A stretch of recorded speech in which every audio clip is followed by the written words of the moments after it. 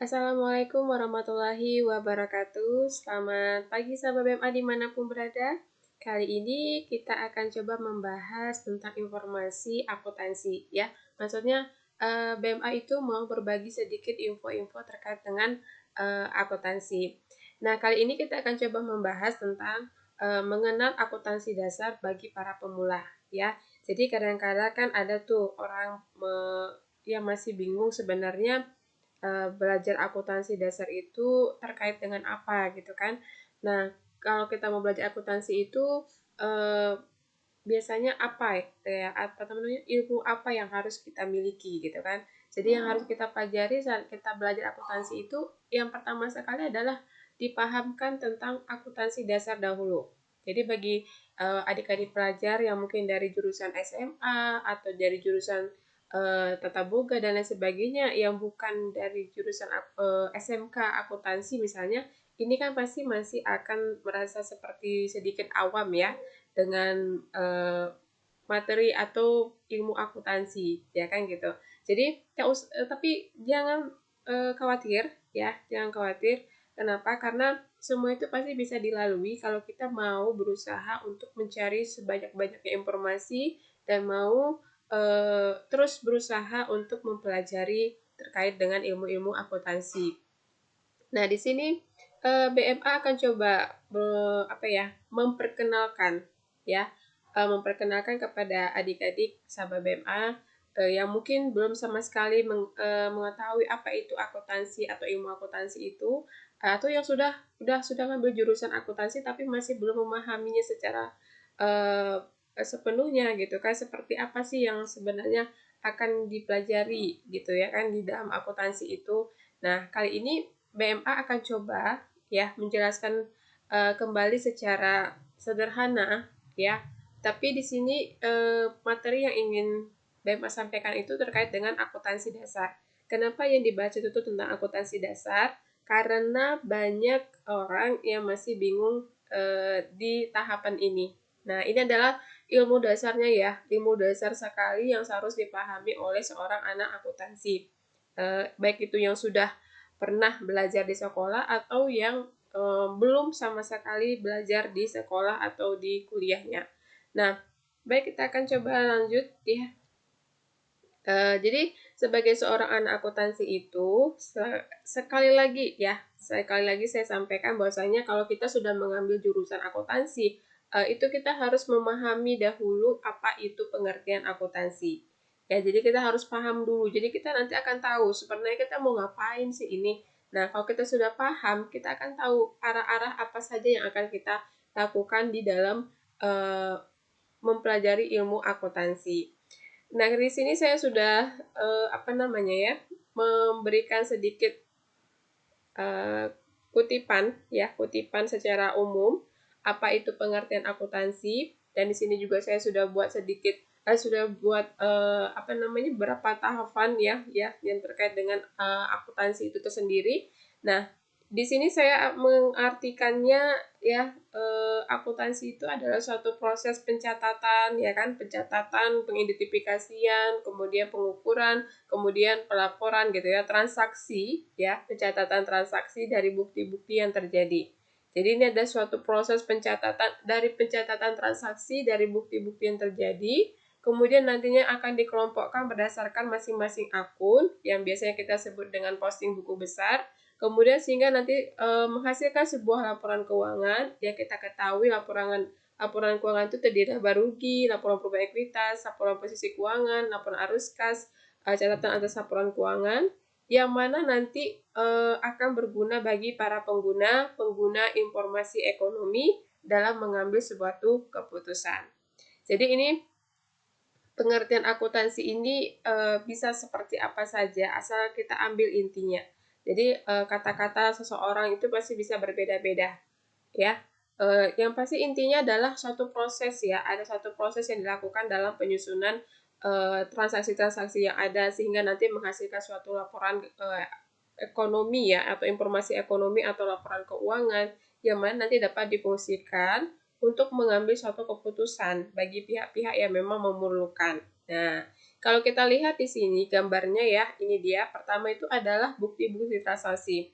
Nah, bukti-bukti transaksi itu nanti akan dilakukan pencatatannya ya, dilakukan prosesnya ya, diproses, kemudian pada akhirnya nanti menghasilkan satu laporan keuangan. Nah, laporan keuangan inilah nantinya yang akan digunakan untuk mengambil suatu keputusan bagi pihak internal maupun bagi pihak eksternal perusahaan. Dan inilah yang nantinya akan kita pelajari ya, atau yang akan diajarkan oleh para pengajar-pengajarnya di sekolah atau di kampus itu terkait dengan ilmu dasar akuntansi itu. Jadi akuntansi dasar itu ya berkaitan seperti ini. Nah, jadi ini dia. Nanti itu diajarkan ilmu dasarnya itu bagaimana cara membuat bukti transaksi, kemudian bagaimana melakukan proses dari mencatat sampai memposting sampai pada akhirnya menghasilkan suatu laporan keuangan, dan nanti dari laporan keuangan ini akan dilakukan ya namanya pengambilan suatu keputusan bagi pihak internal maupun bagi pihak eksternal ya, dari hasil aktivitas perusahaan dalam satu periode akuntansi misalnya seperti itu. Oke, jadi ini sebagai seorang yang akan mengambil keputusan untuk mengambil jurusan akuntansi, sudah sepatutnya harus paham dulu apa itu pengertian akuntansi ya. Baik, selanjutnya apa lagi? Nah, ketika kita sudah paham ternyata akuntansi itu apa, nah kemudian kita juga harus paham siklus akuntansi itu seperti apa. Nah, ini adalah yang perlu dipahami juga bagi seorang yang nantinya ingin mengambil jurusan akuntansi, atau yang sudah mengambil jurusan akuntansi, atau yang sudah lulus dan mendapatkan gelar akuntansi. Kadang-kadang yang sudah lulus akuntansi juga sebenarnya nggak paham tuh apa ya siklus akuntansi itu sebenarnya. Kadang-kadang ada sebagian yang tidak paham. Nah, sekarang BMA coba pahamkan kembali. Ternyata kalau kita sudah paham apa itu pengertian akuntansi, dari pengertian akuntansi itu kita bisa menyusun yang namanya siklus akuntansi. Siklus itu artinya tahapan-tahapan yang dilakukan untuk menyusun suatu laporan keuangan. Siklus akuntansi itu terdiri dari sini dulu. Apapun ceritanya, tidak bisa kita membuat laporan keuangan kalau tidak ada yang namanya bukti transaksi. Dan bukti transaksi ini akan kita peroleh ketika adanya kegiatan yang terjadi dalam satu perusahaan. Jadi setiap apapun yang berkaitan dengan suatu uang atau kegiatan ekonomi yang ada di perusahaan itu harus dilakukan pencatatan transaksinya, dibuat bukti transaksinya. Ya, sebagai itu alat bukti yang paling kuat sekali menyatakan bahwasanya kita sudah mengeluarkan uang kas atau sudah menerima uang kas. Jadi seperti itu, harus ada bukti transaksinya. Apapun kegiatan kita yang terkait dengan uang itu harus dicatat. Ya, baik kita mengeluarkan, baik kita menerima uang, itu harus dicatat, dan dicatatnya ke dalam bukti transaksi dahulu. Kenapa dicatat dalam bukti transaksi? Nanti akan saya jelaskan kenapa. Ya, kemudian apalagi tahapannya, ada jurnal. Setelah kita menyusun bukti transaksi itu, maka kita akan menyusun yang namanya jurnal. Jurnal ini bisa pakai jurnal umum, bisa pakai jurnal khusus, tergantung dari kebijakan dari masing-masing perusahaan. Boleh jurnal khusus, boleh jurnal umum. Kemudian nanti dari jurnal ini kan berasal dari datanya dari bukti transaksi. Nah, nanti setelah menjadi jurnal, kita catat bukti-bukti transaksi itu, kemudian kita akan menghasilkan namanya buku besar. Buku besar, kemudian nanti akan kita menyusun neraca saldo, kemudian nanti kita akan menyusun yang namanya jurnal penyesuaian, kemudian nanti kita akan menghasilkan namanya laporan keuangan. Nah, laporan keuangan ini juga bisa kita buat dulu kertas kerja, baru kita buat laporan keuangan juga boleh. Tapi kalau tidak mau dibuat kertas kerja juga tidak masalah. Karena apa? Karena ini hanya sebagai alat bantu saja. Ya, ini kertas kerja ini sebagai alat bantu untuk mempermudah dalam menyusun laporan keuangan. Jadi kalau misalnya ada perusahaan yang tidak membuat kertas kerja, tidak masalah. Tidak berarti perusahaan itu salah ya. Jadi kalau mau langsung membuat laporan keuangan juga silakan. Nah, kemudian apalagi di sini ada jurnal penutup. Ada jurnal penutup, kemudian bentuk buku besar, neraca saldo setelah penutupan, dan terakhir adalah jurnal kembali. Nah, ini adalah tahapan-tahapan yang memang yang akan kita lakukan sebagai seorang anak akuntan nantinya di dalam satu perusahaan atau dalam satu instansi atau dalam satu organisasi. Cuma hanya saja ada perbedaan-perbedaan sedikit, ya ada sedikit perbedaan antara laporan keuangan jasa, dagang, manufaktur di instansi pemerintahan maupun di organisasi lainnya.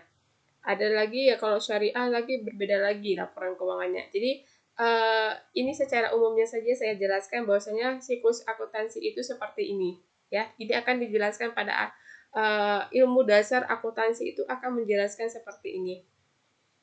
Nah, inilah kegiatan yang akan dilakukan ya, yang harus kita ketahui dalam memahami ilmu akuntansi dasar itu. Nah, kemudian apalagi kalau kita sudah paham artinya, kita sudah paham nih siklus akuntansi, maka kita harus paham juga satu persatu dari yang ini tadi. Nih, kalau secara ininya kita sudah tahu nih tahapan-tahapannya sudah kita udah paham. Oh, ternyata tahapannya itu yang pertama ada bukti transaksi, jurnal, kemudian buku besar dan sampai akhirnya menyusun laporan keuangan atau sampai jurnal pembalik gitu kan. Nah, ini kita sudah paham tahapan-tahapannya. Nah, kita juga harus paham betul yang seperti apa bukti transaksi, seperti apa jurnal. Oke, jadi untuk memahaminya di sini BMA kasih tahu ya, kadang-kadang itu masih banyak juga orang-orang yang memang apa ya, namanya bukti transaksi itu tidak tahu. Dan bahkan fungsinya untuk apa juga nggak tahu. Nah, siapa yang menandatangani juga nggak tahu. Kemudian apa lagi ya? Berapa rangkap dibuat dan rangkap pertama, rangkap kedua, rangkap ketiga itu untuk siapa saja juga nggak tahu. Jadi kalau tidak tahu, bagaimana kita mau bisa nanti diterima dalam lapangan pekerjaan. Jadi yang pertama tadi dikatakan dalam siklus akuntansi itu ada namanya bukti transaksi. Ya, itu sangat penting ya. Ini namanya bukti transaksi itu. Ada bukti transaksi internal, ada bukti transaksi eksternal. Artinya internal adalah yang terkait hanya di dalam internal perusahaan saja. Nah, itu dia yang dikeluarkan oleh ya, apa ya, di sekitaran internal perusahaan saja. Tapi kalau misalnya kayak eksternal itu ya berarti kita ada kaitannya dengan orang luar. Kita melakukan transaksi dengan pihak luar gitu ya. Dan itu biasanya bukti transaksi yang misalnya kita dapatkan dari orang luar juga, misalnya dari luar perusahaan kita. Maka itu dikatakan sebagai bukti transaksi eksternal. Nah, ada faktur penjualan. Nah, ini pasti termasuk ke dalam faktur apa ya? Faktur penjualan. Kemudian ini artinya adalah terjadi suatu penjualan secara kredit. Nah, kemudian ada kwitansi di sini ketika kita apa namanya ingin melakukan transaksi juga bisa menggunakan bukti transaksi, dan ingat di sini juga harus ada tanda tangannya. Kemudian di sini harus ada penjelasannya gitu ya kepada siapa gitu, kepada apa namanya jumlah nominalnya berapa secara tertulis dan juga jumlah nominalnya secara angka gitu ya. Jadi harus jelas, dan nanti ada rangkapannya di sini, ada susnya. Nah, sus itu siapa yang megang, dan sedangkan yang lampiran seperti ini siapa yang megang. Ini harus dipahami, dan ini akan dipelajari dalam ilmu akuntansi dasarnya ya. Di akuntansi dasar itu sudah harus memahami hal seperti ini. Nah, ini seperti ini juga ada nota. Nota ini juga seharusnya kita paham nota itu apa. Kemudian harus memahami nota itu siapa yang menandatangani, kemudian berapa rangkap dibuat, dan rangkap pertama untuk siapa, rangkap kedua untuk siapa, dan rangkap ketiga untuk siapa. Kemudian di sini juga kwitansi apa namanya cek ya. Cek ini juga harus kita pahami juga. Cek ini kapan kita keluarkan. Nah, kemudian siapa saja yang berhak untuk menandatangani cek ini. Kemudian ada berapa rangkap cek ini. Nah, sampai kapan berlakunya cek ini. Kemudian syarat-syarat untuk mencairkan cek ini apa-apa saja. Ini kita harus paham sebagai seorang anak akuntansi. Kalau yang seperti ini saja kita tidak paham, bagaimana mungkin kita bisa menyusun yang namanya laporan keuangan, atau bagaimana mungkin bisa kita melakukan aktivitas atau kegiatan yang berkaitan dengan akuntansi tersebut di suatu perusahaan. Jadi ini mungkin kelihatannya sepertinya sepele ya, tapi sebenarnya banyak orang yang juga salah mempergunakan kapan dipergunakan kwitansi, kapan dipergunakan cek, kapan dipergunakan nota, kapan dipergunakan faktur, dan kapan dipergunakan bukti-bukti transaksi lainnya, seperti memo, seperti kas masuk, seperti kas keluar. Nah, itu kapan dipergunakan juga harus diketahui oleh seorang anak akuntansi ya. Jadi harus diketahui oleh seorang anak akuntansi. Nah, ketika bukti transaksi ini kita sudah pahami betul ya apa-apa saja bukti transaksi itu, kemudian apa saja fungsinya, kemudian apa saja siapa-siapa saja yang akan menandatangani, apa-apa saja syarat-syaratnya dan lain sebagainya, maka kita baru bisa melakukan namanya jurnal umum. Nah, jadi bukti-bukti transaksi ini terjadi dari adanya kegiatan yang ada di perusahaan. Misalnya seseorang membeli barang misalnya, itu pasti ada bukti transaksi yang diberikan oleh si penjual kepada kita, perusahaan. Atau kita misalnya melakukan pembayaran uang, atau kita misalnya melakukan mentransfer uang gitu ya. Nah, maka itu harus ada bukti transaksinya. Tidak bisa hanya kita catat langsung ke jurnal umum. Habis kita membeli sesuatu, kita langsung catat ke jurnal umum, tidak boleh. Tapi harus kita benar-benar buat dulu bukti transaksinya. Dan di bukti transaksi itu harus jelas kapan dibelinya, kapan transaksi kegiatan itu ya, kapan dibeli, kepada siapa kita beli, siapa yang merestui kita membeli itu, tanda tangannya harus jelas, kemudian angka dan nominalnya harus jelas ya, apa yang dibeli harus jelas di situ, jangan kita belinya di sini katakanlah bola lampu, tapi kita bikin di sini nanti catatannya udah meja. Dan seharusnya di sini jumlahnya itu 3.400.000, malah kita buat di sini jadinya 2 juta 5 juta gitu kan. Berarti ini akan ada kesalahan pencatatan nantinya. Jadi harus benar-benar di sini tuh bukti transaksi ini harus benar-benar fix dulu. Ketika sudah fix dianalisa dengan baik semuanya ya, keasliannya, datanya dan sebagainya, maka seorang akuntansi baru bisa melakukan yang namanya jurnal umum. Nah, di jurnal umum nanti ini di sini baru kita akan bisa melakukan pencatatan terkait dengan bukti transaksi yang ada. Jadi bukti dari nominal dari nominal dan keterangan yang ada di bukti transaksi ini baru bisa kita tuangkan dia dalam bentuk pencatatan ke dalam jurnal. Ya, bisa jurnal umum, bisa jurnal khusus, tergantung dari kebijakan masing-masing perusahaan mau pakai yang mana. Nah, di sini saya kasih contoh bentuknya ya. Di sini kita lihat sama-sama tuh contoh bentuk jurnal umum itu seperti ini. Ini adalah contoh bentuk jurnal umum secara umumnya. Ada kolom tanggal, ada kolom keterangan, ada kolom ref, debit, dan kredit. Jadi tanggal ini otomatis kita isikan dari tanggal transaksi terjadi. Jangan tanggal kapan kita mencatat, tapi tanggal transaksi yang terjadi. Kemudian keterangan di sini adalah keterangan akun yang akan kita catat. Misalnya katakan habis membayar listrik, maka kita bikin di sini otomatis kita hanya cukup membuat nama akunnya saja. Oh, bertanda beban listrik. Nah, kemudian ketika kita membayar beban listrik, berarti ketika kita sudah mengeluarkan uang, otomatis nanti kreditnya adalah kas. Nah, kemudian kita bikinlah sini ref ini bisa nomor akun ya, atau bisa kita tandai tanda checklist yang menandakan bahwasanya kita sudah pindahkan ke buku besar. Kemudian nominalnya kita ambil dari sini. Nominalnya kita ambil atau dari sini ya, kita letakkan di sini. Nominalnya berapa kita letakkan di kolom debit atau kredit ya, seperti itu. Nah, jadi kalau misalnya bukti transaksi tadi sudah kita lakukan pencatatan di jurnal umum atau di jurnal khusus, kemudian kita harus melakukan yang namanya pemustingan ke buku besar. Ini dia. Jadi nanti data-data akun-akun itu akan kita kelompokkan ke masing-masing kelompok akun buku besarnya. Jangan digabung-gabung lagi. Jadi khusus yang buku besar itu khusus mengelompokkan akun-akun yang sejenis. Kalau dia memang kas, ya berarti kita semua akun-akun yang berkaitan dengan kas kita satukan di dalam buku besar kas. Nah, di sini ada saya kasih contoh dua bentuk buku besar. Yang pertama itu buku besar dalam bentuk T. Ini paling sederhana. Ya, jadi ini paling sederhana bentuk buku besar akun T. Nah, di sebelah kiri ini adalah nominal-nominal atau transaksi yang berposisinya di debit. Sedangkan yang di sini adalah nominal-nominal atau transaksi yang posisinya di kredit. Kemudian kalau kita mau lebih lebih detail lagi nanti laporan buku besarnya itu kita bisa pakai dengan akun 4 kolom. 4 kolom itu artinya 1 2 3 4 ya. Jadi seperti itu. Nah, kemudian di sini lebih detail memang. Ada kolom tanggalnya lebih jelas, kemudian keterangannya di sini lebih jelas kita buat. Misalnya kasnya dikeluarkan buat apa? Misalnya untuk membeli meja gitu kan. Jadi lebih jelas di sini keterangannya. Kemudian kita misalnya menerima uang misalnya. Ini menerima uang dari atas apa? Pelunasan piutang dari hasil pelunasan piutang para klien misalnya. Nah, kita bikin di sini keterangannya. Ref ini menandakan kita sudah melakukan pemostingan, berarti kita bikin tanda checklist boleh, ya seperti itu.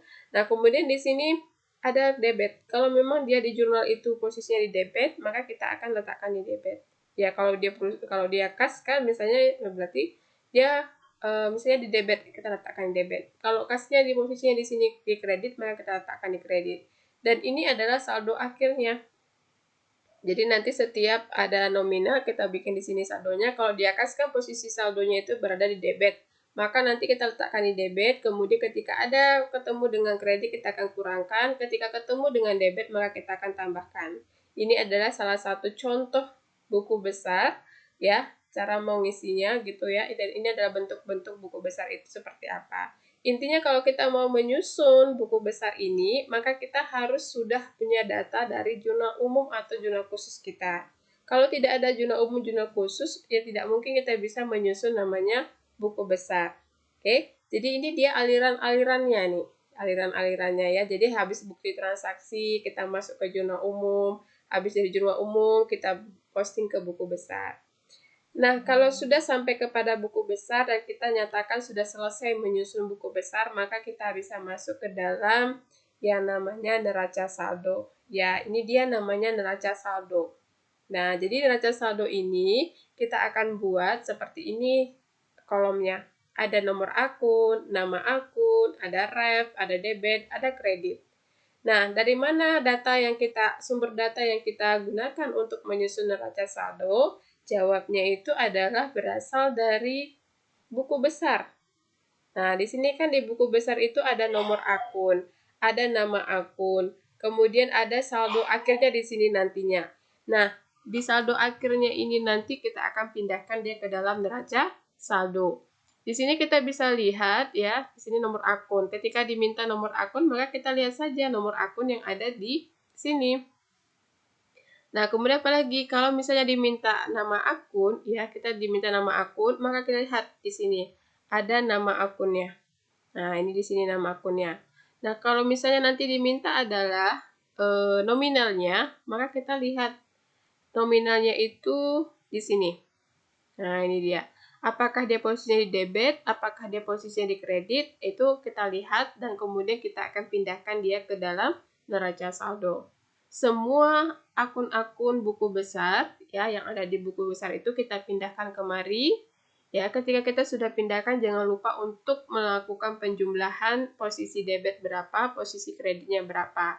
Dan ketika itu sudah balance jumlahnya antara debit dan kredit dan juga sudah kita pindahkan sesuai dengan data-data ya buku besar sebelumnya, maka itu akan dinyatakan sudah selesai. Ya, jadi seperti itu ya dalam menyusun neraca saldo, sumber data kita berasal dari buku besar. Nah, jadi nggak usah bingung. Bagaimana ya cara menyusun neraca saldo? Nggak usah bingung. Kenapa? Karena kita sumber datanya adalah berasal dari buku besar. Kemudian kalau sudah buat neraca saldo ini, maka nanti akan ada yang namanya tahapan ayat jurnal penyesuaian. Jadi kita akan menyusun yang namanya jurnal penyesuaian. Jurnal penyesuaian itu bentuknya seperti ini. Kalau kita lihat tabelnya itu sama seperti jurnal umum, ya, seperti jurnal umum terdiri dari tanggal. Tapi di sini kita bikin tanggal kapan kita melakukan pencatatan jurnal penyesuaian itu. Bukan tanggal transaksi, tapi tanggal kita melakukan pencatatan jurnal penyesuaiannya. Misalnya di akhir bulan Desember, misalnya gitu kan, tahun 2019, maka kita bikin semuanya itu tanggal 31 Desember 2019. Nah, seperti itu. Kemudian di sini keterangannya kita bikin keterangannya ya keterangan apa-apa saja yang mau disesuaikan gitu. Kalau misalnya menyesuaikan ada gaji yang belum dibayar, maka kita bikin beban gaji, kemudian utang gaji. Atau ada piutang yang belum ada pendapatan yang belum kita terima sama sekali. Maka kita bikin piutang, pendapatan atau pendapatan diterima di muka, pendapatan komisi misalnya kita belum menerima pendapatan komisi misalnya, ya udah kita bikin di sini piutang usaha atau kreditnya pendapatan komisi misalnya. Kemudian apalagi misalnya adanya terjadinya penyusutan ya, penyusutan mesin, maka kita bikin beban penyusutan mesin di debit, kreditnya akumulasi penyusutan mesin misalnya gitu. Atau misalnya kita ada ingin menyesuaikan perlengkapan yang sudah terpakai gitu. Jadi kita bisa bikin beban perlengkapannya di debit, kreditnya perlengkapan. Nominalnya kita tentukan, ya di debit berapa, kreditnya berapa. Nah, seperti ini contoh dari bentuk jurnal penyesuaian dan cara kita melakukan jurnal penyesuaian. Dari mana sumber data yang kita gunakan untuk menyusun jurnal penyesuaian? Jawabannya itu berasal dari data tambahan. Jadi, nanti itu perusahaan akan ada data-data tambahan ya, catatan-catatan penting dari perusahaan itu yang mana memang harus nanti dilakukan penyesuaian. Sudah ada itu biasanya dicatat-catat itu ya. Nah, itu nanti akan digunakan kemudian digabungkan dengan neraca saldo, sumber data neraca saldo. Jadi bagi yang ada kaitannya dengan neraca saldo, tidak semuanya ya, tidak semua data yang ada di neraca saldo ini nanti akan kita akan kita kaitkan dengan jurnal penyesuaian. Ada beberapa yang mungkin ada kaitannya, saling berkaitan antara neraca saldo dengan data tambahan jurnal penyesuaian. Tapi ada juga yang tidak. Nah, jadi itu nanti tergantung lagi perusahaannya, apa yang mau disesuaikan. Kalau memang yang disesuaikan itu ada kaitannya dengan neraca saldo, maka kita kaitkan. Tapi kalau misalnya ternyata data tambahan penyesuaian itu tidak ada sama sekali kaitannya dengan neraca saldo, maka tidak perlu kita kaitkan. Cukup langsung lakukan jurnal penyesuaiannya saja dari data penyesuaian tersebut. Oke, kalau sudah ya, kalau sudah kita menyusun yang namanya ayat jurnal penyesuaian dan sudah selesai, jangan lupa ya setiap kita ingin melakukan penyusunan itu kita buat jumlahnya untuk melihat atau meng-cross-check apakah data sudah sesuai ya antara debit dan kredit ya, agar tidak ada kesalahan ya. Oke, kemudian ketika jurnal penyesuaian sudah selesai dan ketika kita ingin menggunakan alat bantu kertas kerja sebagai penyusunan laporan keuangan, maka kita bisa langsung buatkan kertas kerjanya seperti ini. Di sini saya tampilkan ada 3 bentuk ya, 3 bentuk kertas kerja. Nah, kertas kerja ini datanya itu berasal dari mana? Datanya berasal dari neraca saldo, kemudian ayat jurnal penyesuaian. Jadi itu berasal sumber datanya itu sumber data awal untuk menyusun kertas kerja itu berasal dari dua laporan ini ya. Yang pertama laporan neraca saldo, yang kedua ayat jurnal penyesuaian. Jadi nanti di sini kan kita bisa lihat ya. Di sini ada bentuk kertas kerja 8 kolom, ada kertas kerja 10 kolom, ada kertas kerja 12 kolom. Dan biasanya itu yang dipergunakan adalah yang 10 kolom. Biasanya rata-rata itu menggunakan yang 10 kolom. Nah, kemudian itu nanti di awal ada di sini ya, kita lihat nomor di sini artinya nomor akun ya, nomor akun. Kemudian nanti itu bisa kita ambil dari nomor akunnya itu dari yang sudah ditentukan oleh perusahaan. Kemudian ada nama akun. Dan nama akun ini juga yang sudah terjadi ya, yang sudah terjadi sebelumnya. Nah, ini dari mana kita dapatkan? Dari neraca saldo ini. Nah, dari data neraca saldo ini semuanya kita pindahkan ke dalam kertas kerja terlebih dahulu. Ya, kemudian nanti nominalnya ini ya, nominalnya kita letakkan ke kolom neraca saldo atau neraca sisa di sini ya. Jadi nanti berapa nominalnya letakkan kemari, berapa nominalnya diletak kemari. Kalau di debit maka letakkan di debit. Kalau di sini katanya di kredit maka kita letakkan posisinya di kredit. Jadi nanti jumlah nominal yang ada di kolom neraca saldo ini harus sama dengan yang ada di neraca saldo sebelumnya sudah kita selesaikan. Oke. Yang kedua itu adalah jurnal penyesuaian. Ini dia, kolom jurnal penyesuaian itu juga kita bisa ambil dari data yang ada di sini, yang sudah kita selesaikan sebelumnya, yang sudah kita susun sebelumnya. Maka kita bisa pindahkan dia kemari. Oke, kita pindahkan kemari, ya sesuaikan dia, nama akunnya sesuaikan, ya.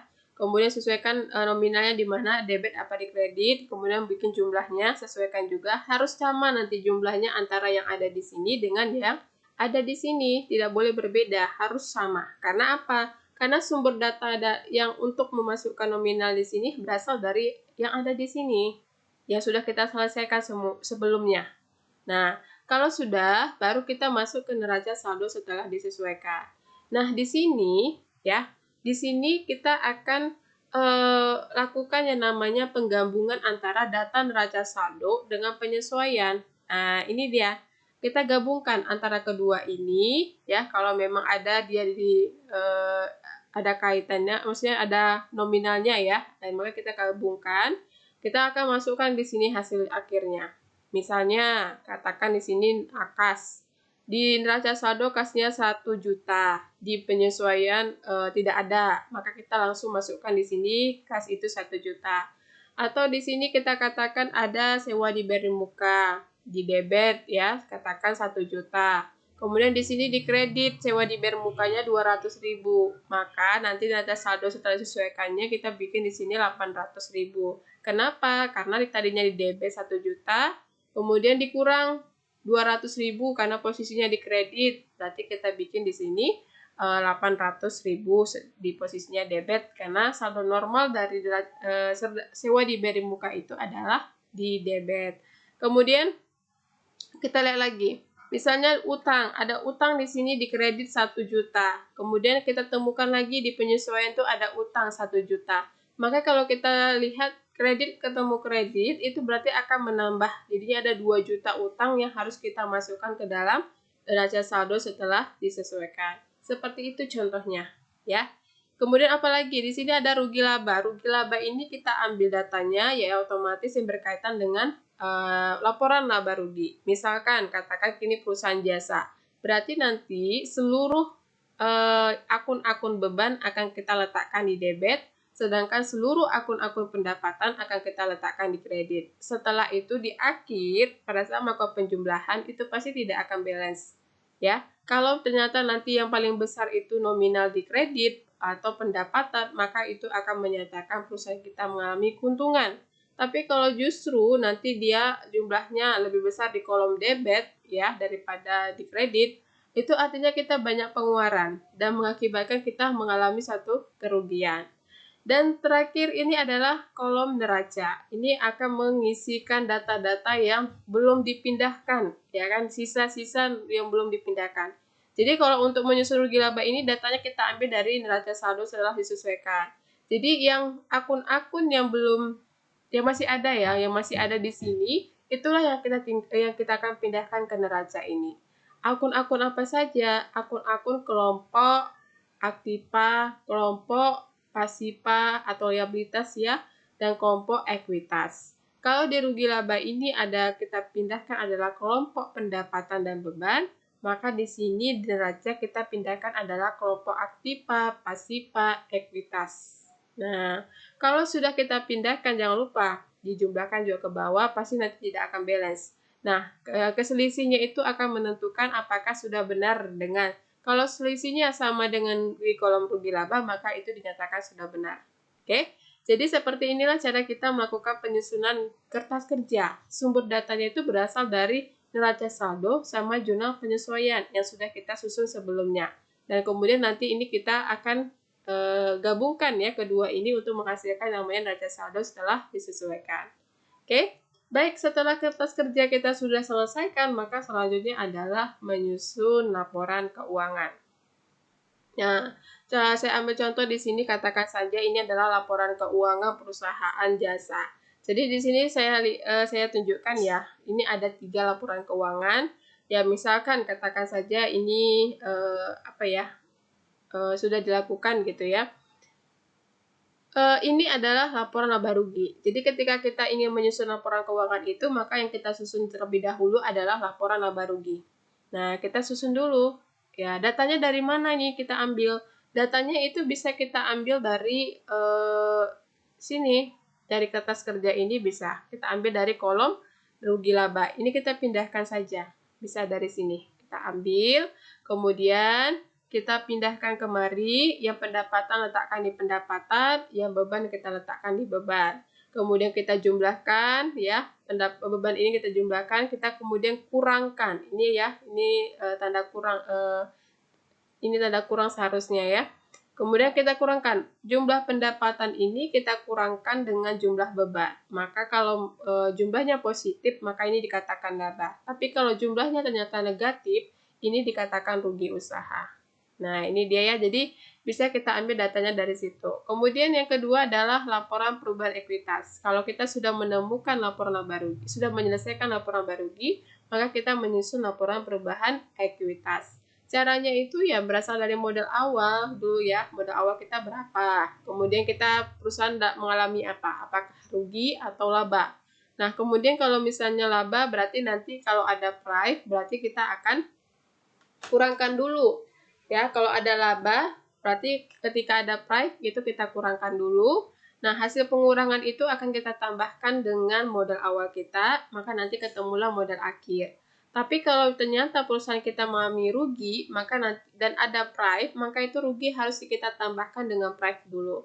Setelah kita tambahkan dengan price, ya, kemudian kita kurangkan dengan modal awal kita. Hasil pengurangan itu maka itu dikatakan modal akhir. Ya, itu dia ya. Jadi kalau rugi itu ditambahkan dengan price, kalau laba itu kita kurangkan dengan price dulu.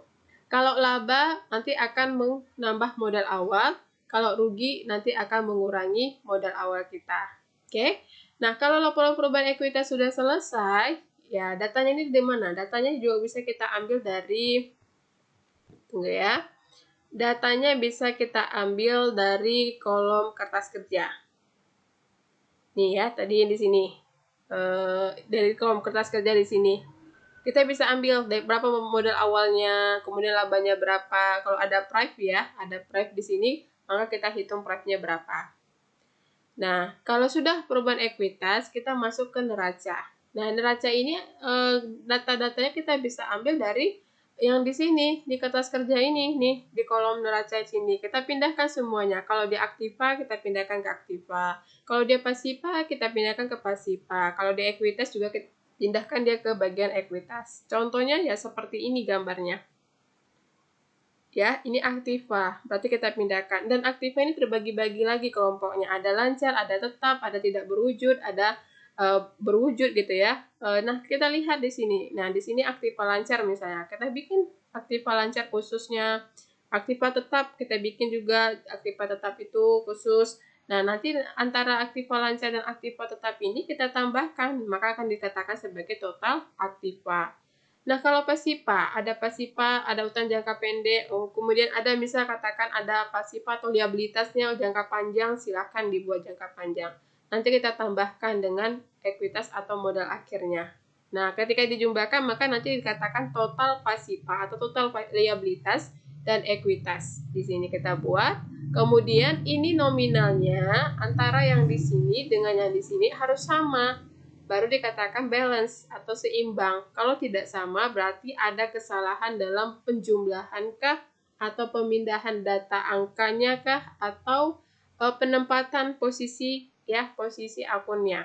Jadi cek kembali jikalau memang terdapat kesalahan atau ketidakseimbangan.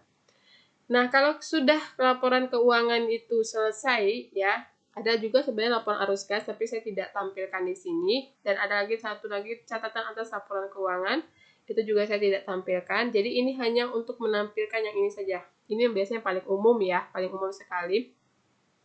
Yang perlu diketahui ya sebagai seorang pemula, ya seperti apa sih bentuk-bentuk laporan keuangan itu ya ini dia.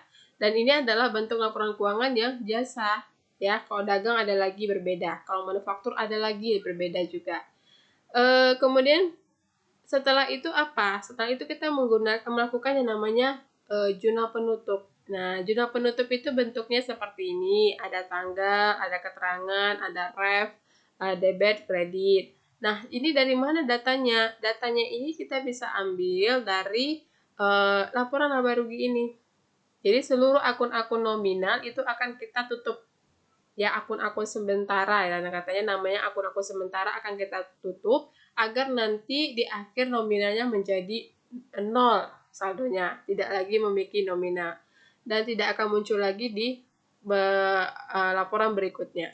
Nah, jadi ini semua pendapatan. Tadi kalau pendapatan ini kan posisi normalnya di kredit. Nanti kalau di jurnal penutup kita akan bikin dia di debit. Jadi biar nanti posisinya di buku besar itu sudah bersaldo 0. Nah, seperti ini pendapatan jasa konsultan, ya kan?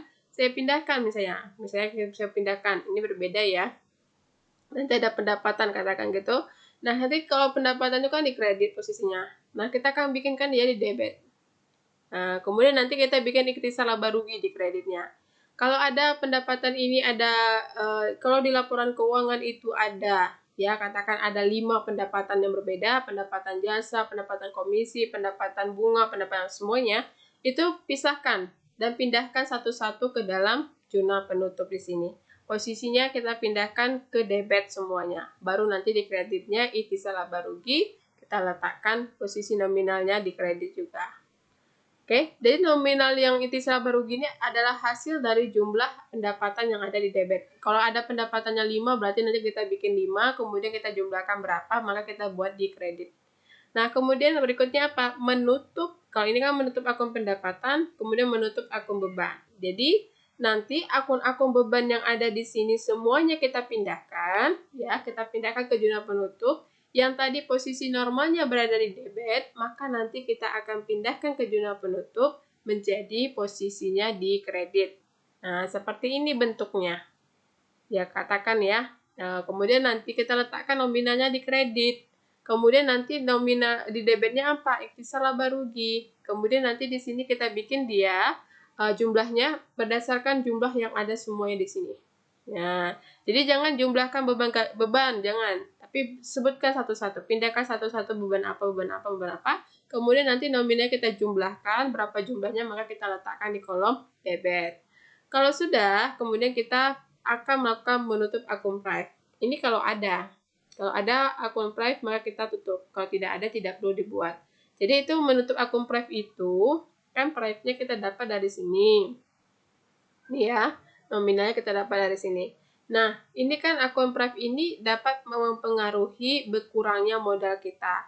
Nah, ketika Prive ini muncul, maka Prive kan saldo normalnya di debit. Nah, ketika nanti kita mau tutup, maka kita letakkan di kredit dan kemudian modalnya kita letakkan di debit.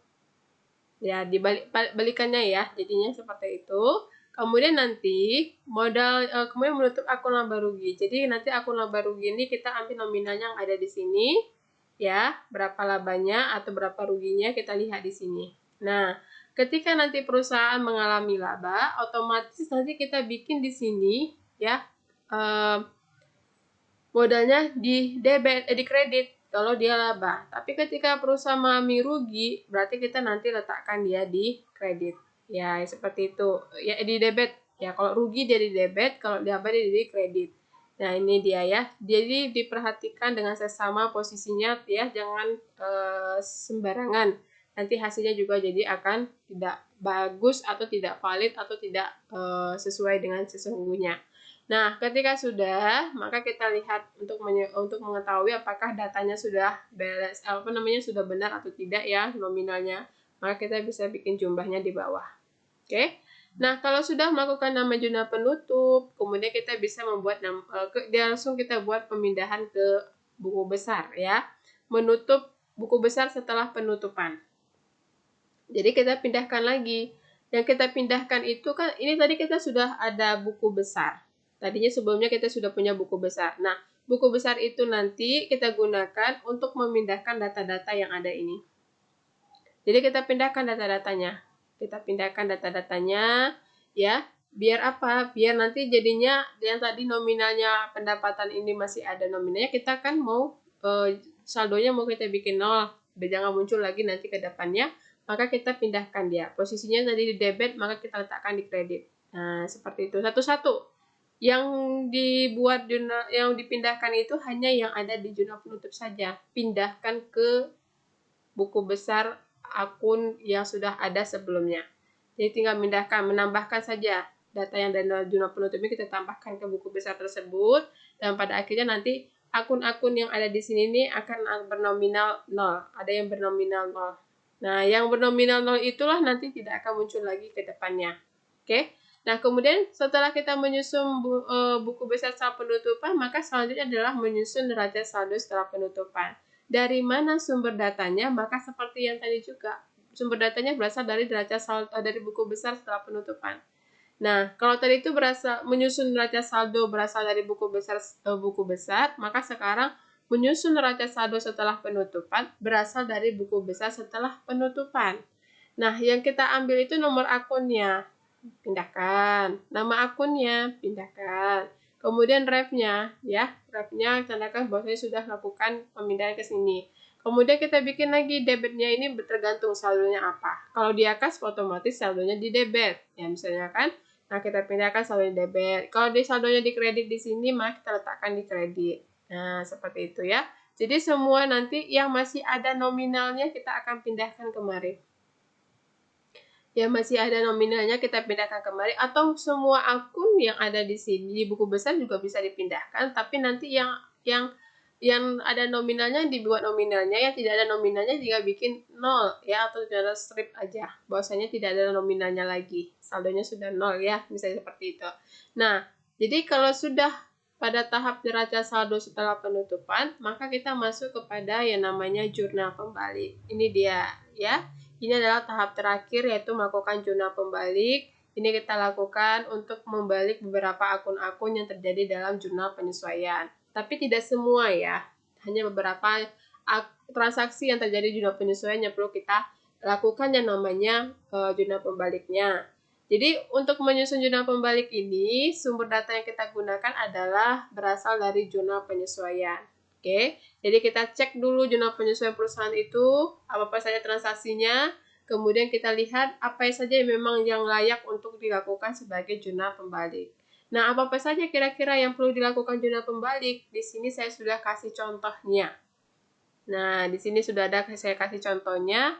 Yang perlu dibalik itu apa-apa saja. Nah, hati-hati, perhatikan dengan seksama karena ada yang perlu dibalik, ada yang tidak perlu. Contohnya nih, kalau misalnya di jurnal penyesuaian itu, ya, ada transaksi atau pencatatan itu asuransi diberi mukanya di debit, kemudian beban asuransinya di kredit, maka ini perlu di jurnal pembalikan. Nah, nanti jurnal baliknya bagaimana? Tinggal memindahkan atau membalikkan yang asuransi diberi muka di debit, kita taruh ke kredit. Yang tadi beban asuransi di kredit, kita letakkan dia di debit, seperti itu. Oke, nanti kita pindahkan kemari. Nah, yang ini tadi kita pindahkan kemari. Kemudian, hati-hati kalau ternyata beban dibayar di muka itu, kita menggunakan pendekatan neraca, ya, pendekatan neraca seperti ini, artinya yang beban asuransi yang di debit, asuransi diberi muka yang di kredit, ini tidak akan dilakukan yang namanya jurnal pembalik. Jadi, tidak semua yang ada di jurnal penyesuaian itu nantinya kita akan lakukan jurnal pembaliknya. Jadi perhatikanlah, di sini ada syarat-syarat yang mana yang memang perlu di jurnal pembalikan, mana yang tidak perlu. Bisa dilihat di sini ya, apa-apa saja dan bagaimana saja bentuk-bentuk yang memang perlu dilakukan jurnal pembalik. Oke, ketika kita sudah melakukan jurnal pembalik, maka ini kita sudah selesai menyusun yang namanya laporan keuangan. Nah, inilah ilmu akuntansi dasar yang perlu memang kita pahami. Ini paling dasar sekali. Jadi intinya di paling dasar ini kita disuruh memperkuatkan dulu untuk memahami seperti apa siklus pengertian akuntansi, kemudian seperti apa siklus akuntansi, kemudian seperti apa fungsi-fungsi dari masing-masing tahapan fungsi akuntansi tadi, siklus akuntansi tadi. Dan kita sudah lihat di sini bentuk-bentuknya seperti apa saja, ya kan? Bentuk buku besar sudah tahu, bentuk jurnal umum sudah tahu, jurnal pembalik seperti apa sudah tahu, kertas kerja juga kita sudah tahu bentuknya seperti apa. Dan kalau sudah tahu, ya, jadi sebagai seorang yang masih pemula misalnya katakan, jadi untuk belajar akuntansi itu sistemnya adalah ya tidak hanya bisa baca buku saja, ya, memang perlu harus namanya diskusi bersama teman. Oke, jadi sistem belajar akuntansi ini termasuk akuntansi dasar itu adalah selain membaca buku sebanyak-banyaknya, kemudian cari tim belajar ya, kemudian melakukan diskusi bersama teman. Nah, usahakan tim belajar itu ada yang memang benar-benar paham tentang akuntansi. Nah, kemudian saling berdiskusi, misalnya yang satu tak paham tentang jurnal, maka yang jelaskan. Yang satu pahamnya tentang buku besar, maka jelaskan, bantu temannya yang lain. Mungkin yang satu paham tentang jurnal penyesuaian, maka jelaskan, bantu temannya yang lain. Jadi sama-sama di sini saling berdiskusi, ya. Kadang-kadang kan kita paham satu, tapi yang lainnya tidak, misalnya gitu. Maka kita minta bantu teman kita untuk mengajarkan kita bagaimana cara memahaminya. Jadi saling berbagi lah, kalau saya bilang saling berbagi di sini dinamakan diskusi bersama teman. Kemudian apalagi? Nah, belajar akuntansi ini nggak bisa hanya sekedar baca, kemudian diskusi-diskusi, tapi harus banyak-banyak bahas soal-soal juga. Kenapa? Karena kita ini kan sistemnya praktek ya, istilahnya kan lebih banyak praktek daripada ngomong. Akuntansi ini kebanyakan sebenarnya dia sistemnya itu bekerja ya, lebih kebanyakan ke kegiatan pekerjaan gitu ya, seperti melakukan pencatatan, seperti melakukan perhitungan gitu kan, seperti melakukan namanya penganalisaan. Nah, jadi memang kita perlu banyak-banyak bahas soal-soal.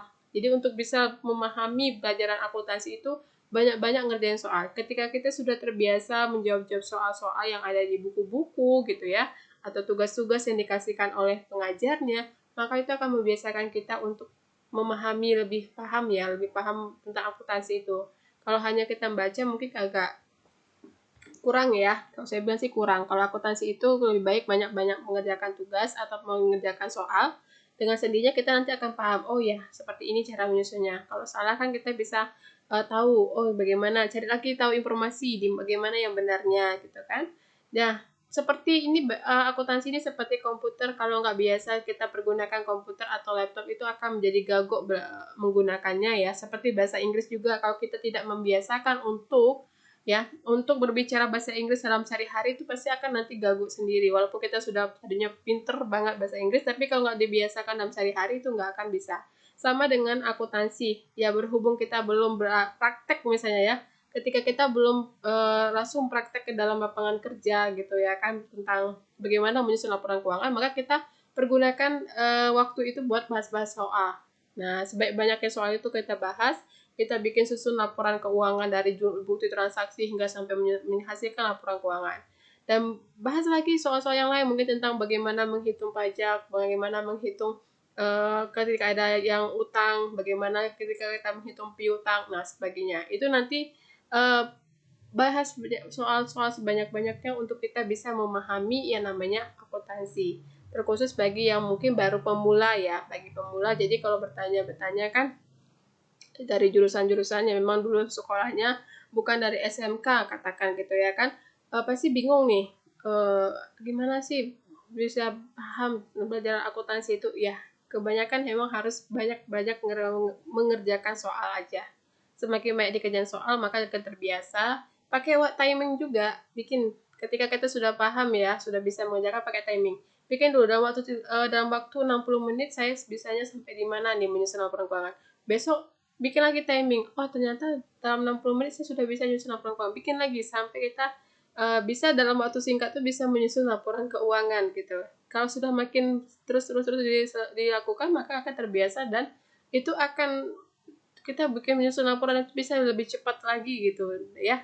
Oke, kemudian ya habis ya. Jadi untuk mengenal akuntansi, ilmu akuntansi dasar itu yang perlu dipahami ya memang itu dulu. Ya, kalau saya bilang sih intinya dalam akuntansi dasar itu kita yang pastinya akan diajarkan bagaimana cara menyusun laporan keuangan. Secara dasarnya harus kita tahu gitu ya. Nah, tadi kita sudah pahami tuh ya bagaimana tahapan siklus akuntansinya.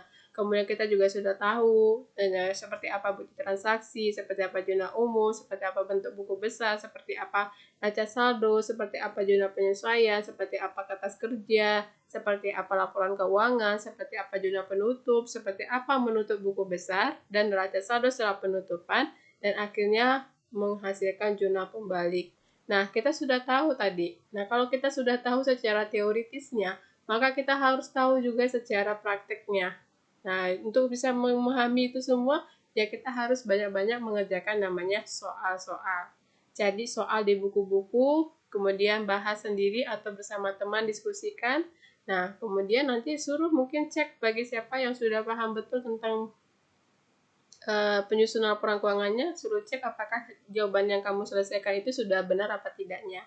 Ya, jadi intinya bagi BMA ingin sampaikan bahwasanya mudah atau sulitnya suatu pelajaran, jangan pernah biarkan semangat itu hilang begitu saja. Kalau sulit, maka terus belajar dan pahami. Jika mudah, maka terus dalami agar semakin luas ilmu yang akan diraih. Jadi, kalau kita merasa sulit, jangan putus semangat. Artinya ya, jangan patah semangat, tapi terus belajar dan pahami. Pasti bisa. Nah, kalau kita sudah merasa, gampang nih, mungkin dari sekolah dulu ya, sekolah udah pernah pelajari dan sebagainya, ya jangan menganggap langsung sombong, berbangga diri, dan lain sebagainya. Tapi dalami lagi agar semakin luas ilmu yang akan kita raih nantinya tentang akuntansi. Karena akuntansi ini sangat luas sekali ilmunya. Tidak hanya ya kalau kita lihat memang hanya sekedar seperti menyusun laporan keuangan biasa. Tapi di dalam menyusun laporan keuangan itu ada juga yang harus kita pahami dan terkait dengan kas. Kas itu kan terbagi-bagi lagi. Ada kas itu yang di tangan, ada yang di bank, ada di berangkas misalnya. Nah itu kita juga harus punya pemahaman seperti itu. Dan itu akan dipelajari di ilmu akuntansi tahap berikutnya. Nah yang saat ini hanya tahap dasar dulu. Jadi untuk tahap dasar ya seperti inilah yang perlu kita pahami. Oke, baik sahabat BEMA dimanapun berada, BEMA rasa semuanya sudah pada paham ya seperti apa sih ilmu akuntansi dasar itu. Nah, dan seperti apa yang harus kita pahami dalam mempelajari ilmu akuntansi dasar. Nah, tadi si BEMA sudah sampaikan ya. Itu yang perlu kita pahami sebagai seorang pemula mungkin ya, sebagai orang pemula yang ingin memasuki jurusan akuntansi atau yang sudah memasuki jurusan akuntansi gitu ya. Jadi yang mungkin belum paham betul, maka mudah-mudahan tadi penjelasannya sudah cukup jelas ya. Jadi nantinya tidak lagi bingung sebenarnya akuntansi itu atau belajar ilmu akuntansi itu terkait apa sih gitu ya.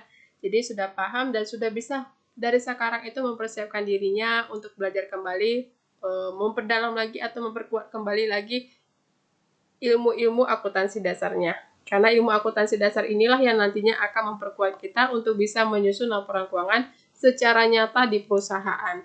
Kalau ilmu dasar akuntansi dasarnya ini gak kuat gitu ya, tidak kuat, itu maka sulit nanti bisa melakukan penyusunan laporan keuangan dan memahami ilmu-ilmu akuntansi yang lainnya. Jadi dasarnya itu memang di sini ya.